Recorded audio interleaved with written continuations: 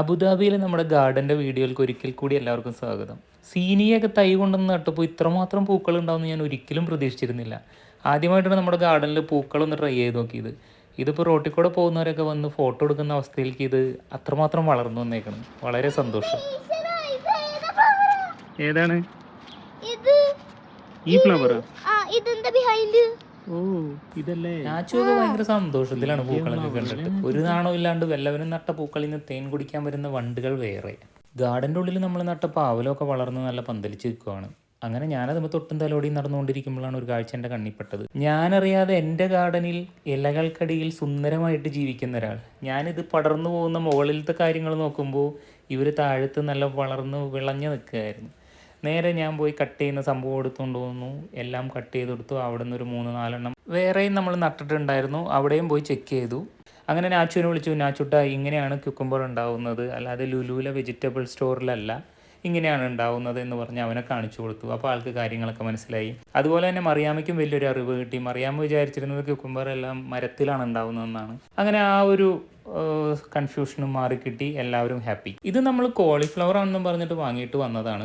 ആ ഷോപ്പിലുള്ള ആളും കോളിഫ്ലവറിൻ്റെ തൈയാണെന്ന് പറഞ്ഞാണ് തന്നത്. ഇതിപ്പോൾ ക്യാബേജ് ആണോ അതോ കോളിഫ്ലവർ ആണോ എന്നുള്ളൊരു ശക്തമായ ചർച്ച ഈ പ്രദേശത്ത് ഇങ്ങനെ നിലനിന്നുകൊണ്ടിരിക്കുകയാണ്. അപ്പോൾ എല്ലാവരും ഇതിനെ ഉറ്റുനോക്കിക്കൊണ്ടിരിക്കുകയാണ്. ഇത് ഉണ്ടായിട്ട് വേണം അറിയാനായിട്ട് ആര് പറയുന്നതാണ് ശരിയെന്ന്. മുളകൊക്കെ ഇങ്ങനെ അത്യാവശ്യം പൂത്തലഞ്ഞ് നിൽക്കുന്നുണ്ട്. നമ്മളൊരു 5 തൈ വാങ്ങിച്ചുകൊണ്ട് നട്ടാണ്. അതിൽ ഒന്ന് മാത്രമേ നമുക്ക് ഇതേപോലത്തെ മുളക് കിട്ടുകയുള്ളൂ. ബാക്കിയെല്ലാം ക്യാപ്സിക്കം ആയിരുന്നു.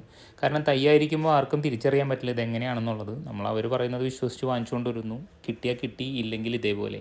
കറിയിലിടാൻ പറ്റുന്ന മുളകാണെങ്കിൽ നമ്മൾ കറിയിലിടും, അല്ലാന്നുണ്ടെങ്കിൽ നമ്മൾ ഇത് വെച്ച് സാലഡ് ഉണ്ടാക്കും, അത്രേ ഉള്ളൂ. പാവലത്തുമ്മയൊക്കെ പാവയ്ക്ക് ഉണ്ടായി തുടങ്ങിയിട്ടുണ്ട്. പക്ഷേ ഇത് നമ്മൾ നാട്ടിൽ കിട്ടുന്ന പോലത്തെ അല്ല, വേറെ എന്തോ ടൈപ്പാണ്. കുറച്ചും കൂടി കഴിഞ്ഞാലേ അറിയാൻ പറ്റുള്ളൂ. അതുപോലെ തന്നെ ഈ പ്രാവശ്യം മുരിങ്ങ നല്ലപോലെ പൂത്തിട്ടുണ്ട്. കഴിഞ്ഞ പ്രാവശ്യം നമ്മൾ മുരിങ്ങയുടെ ഇലയൊക്കെ ഒരുപാട് എടുത്തുകൊണ്ട് കായ അധികം കിട്ടിയില്ലായിരുന്നു. ഇപ്രാവശ്യം ഫുള്ള് പൂത്ത് നല്ല ഭംഗിയായിട്ട് നിൽക്കുന്നുണ്ട്. വെയിറ്റിംഗ് ആണ് നമ്മൾ.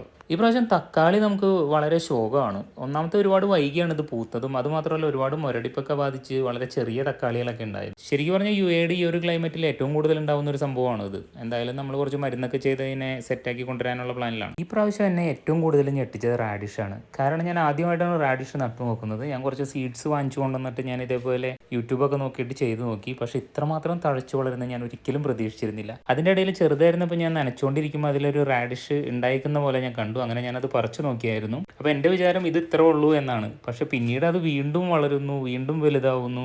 അങ്ങനെ ഞാനിപ്പോൾ വെയിറ്റ് ചെയ്തുകൊണ്ടിരിക്കുകയാണ് ഇത് എത്രത്തോളം പോകുമെന്നറിയാനായിട്ട്. ഈ റാഡിഷ് പോലെ തന്നെ അതിനേക്കാൾ കൂടുതൽ പ്രോട്ടീനും അതിനേക്കാൾ കൂടുതൽ വൈറ്റമിൻസും അടങ്ങിയിട്ടുള്ളതാണ് അതിൻ്റെ ഇല എന്നാണ് എൻ്റെ ഒരു അറിവ്. ഒരുപാട് സാലഡ്സിലൊക്കെ നമ്മളത് യൂസ് ചെയ്യുന്നു. പക്ഷേ ഇപ്രാവശ്യം പുഴുവൊക്കെ വന്നു കുറേ ഇലകളൊക്കെ തിന്ന് നശിപ്പിച്ചിട്ടുണ്ട്. ഇപ്പം ഞാൻ വിചാരിച്ചു എന്തായാലും താഴെയുള്ള റാഡിഷ് നമുക്ക് എടുക്കാം, മുകളിലുള്ള ലീഫ് അവരെടുത്തോട്ടെ എന്ന് വിചാരിച്ചു. പക്ഷേ വേണ്ടി വന്നു കഴിഞ്ഞാൽ നമ്മൾ കുറച്ച് വെളുത്തുള്ളി മിക്സിയിലിട്ട് അടിച്ച് അതിൻ്റെ കൂടെ കുറച്ച് കായപ്പൊടിയും കൂടി ചേർത്ത് സ്പ്രേ ചെയ്ത് ഒറ്റ ദിവസം കൊണ്ട് ഉമാരി ഇല്ലാണ്ടാക്കാനും നമുക്കറിയാം. അതുകൊണ്ട് നെന്മമരമാണെന്ന് ആരും തെറ്റിദ്ധരിക്കരുത്. പൊട്ടറ്റോ ഒക്കെ നല്ല ഉഷാറായിട്ട് വളർന്നു വന്നിട്ടുണ്ട്. ഇതേപോലെ വാടി ഉണങ്ങി കഴിയുമ്പോഴാണ് നമ്മളത് പറിച്ചെടുക്കുന്നത്. എന്തായാലും നെക്സ്റ്റ് വീക്കൊക്കെ ആയിട്ട് നമുക്ക് എടുക്കാൻ പറ്റുമെന്ന് വിചാരിക്കുന്നു. പറിച്ച് കഴിയുമ്പോൾ അറിയാം എങ്ങനെയാണ്, ഉഷാറാണോ അല്ലേ എന്നുള്ളത്. എല്ലാ പ്രാവശ്യവും നമ്മുടെ ഗാർഡനിൽ തഴച്ചു വളരുന്നതും ഒരുപാട് കിട്ടിയിരുന്നതും പയറാണ്. പക്ഷേ ഈ പ്രാവശ്യം ഇത് നട്ടപ്പ് തുടങ്ങിയിട്ട് ഇതിൻ്റെ കൂമ്പിലൊക്കെ നിറയെ ഉറുമ്പുകളൊക്കെ വന്ന് ഒട്ടും വളരാതെ 1 മാസത്തോളം നിന്നു. പിന്നെ നമ്മൾ അറ്റ കൈക്ക് ഒരു കുപ്പി കൊക്കക്കോള വാങ്ങിച്ചങ്ങ് സ്പ്രേ ചെയ്തു. ഇപ്പോൾ നല്ല ഉഷാറായി അടിച്ച് കയറി വളരുന്നുണ്ട്. റാഡിഷ് പോലെ തന്നെ ആദ്യമായിട്ട് ട്രൈ ചെയ്തൊരു സംഭവമാണ് ഇതും. ഇത് ക്യാരറ്റാണ്. ക്യാരറ്റിന് വിത്തൊക്കെ ഉണ്ടെന്നുള്ളത് ഞാൻ ആദ്യമായിട്ടാണ് അറിഞ്ഞത്. അങ്ങനെ കൊണ്ടുവന്ന് ഞാനിങ്ങനെ വിതറിയിട്ടു. ഇതേപോലെ അടുത്തടുത്താണ് ഉണ്ടായി നിൽക്കുന്നത്. ഇതിൽ ഇനിയിപ്പോൾ ക്യാരറ്റിന് വളരാനുള്ള സ്ഥലമുണ്ടോ എന്നുള്ളത് അറിയില്ല. കുറച്ച് കഴിയുമ്പോൾ മനസ്സിലാവും. ശരിക്കും പറഞ്ഞാൽ നമ്മൾ ഈ വെജിറ്റബിൾസ് നട്ടു വളർത്തുന്നത് നമ്മുടെ ഒരു സന്തോഷത്തിനും പിന്നെ കുട്ടികൾക്ക് കുറച്ച് ഓർഗാനിക് ആയിട്ടുള്ള സംഭവങ്ങൾ കിട്ടുമല്ലോ എന്നുള്ളൊരു ഇതിലാണ്. അങ്ങനെ ഇന്ന് കിട്ടിയ കുക്കുംബർ നമ്മൾ അബിക്കുട്ടിക്ക് കൊടുത്തിട്ട് തുടങ്ങട്ടെ.